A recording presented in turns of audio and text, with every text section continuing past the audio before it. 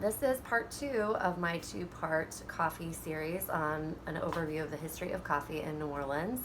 It's a little bit later in the afternoon, and I'm having a little bit of a coffee break.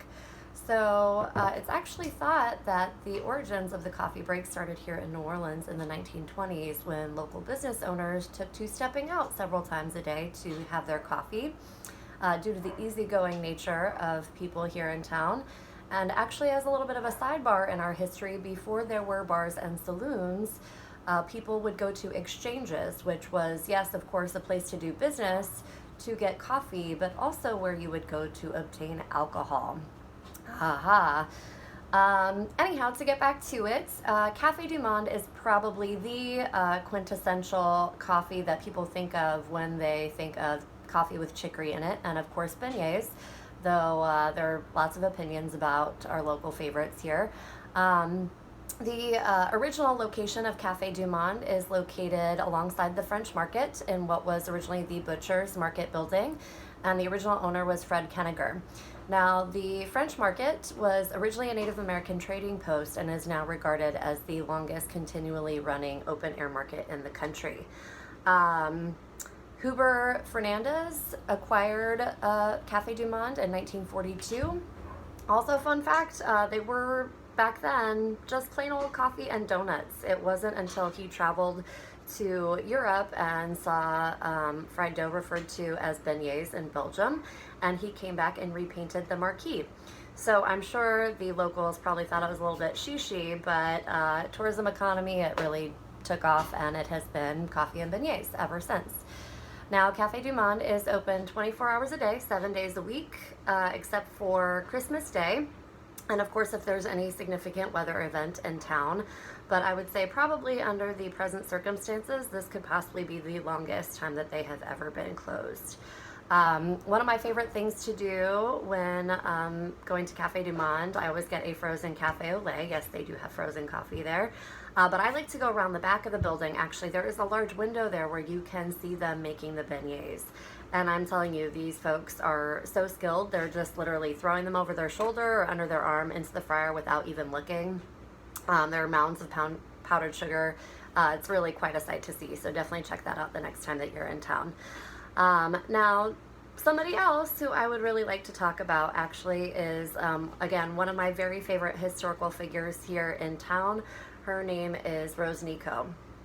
And we really don't know that much about her because she was an enslaved person. So whether because the documentation never existed or it didn't survive through to today, what we do know about her is that she was the very first coffee vendor in and around Jackson Square. So to kind of back up a little bit, early on in the French colony in 1724, Louis XV enacted something called the Code Noir, which was basically the basis for legal treatment of enslaved people. And under that, it gave enslaved people agency to do what they wished on Sundays.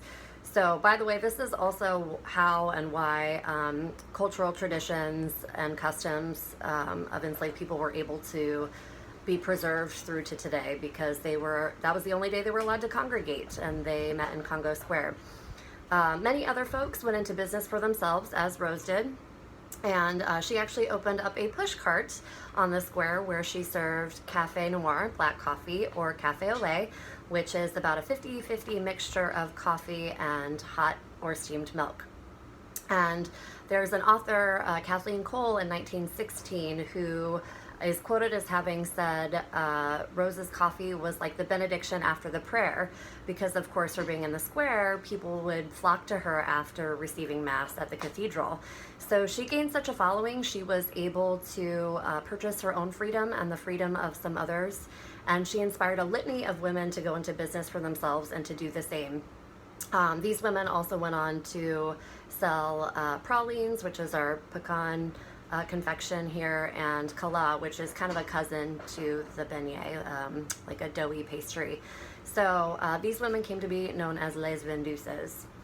So, like I said, you really can't talk about coffee and beignets without talking about Rose Nicaud, because this is in the early 1800s, and so she predated Café du Monde by easily a few decades and preceded our notions of the coffee break by about 100 years or so, because of course, because she was so successful, she was able to establish her own stall in the French market, and as other people wanted to take a break from their stall, they would go visit Rose.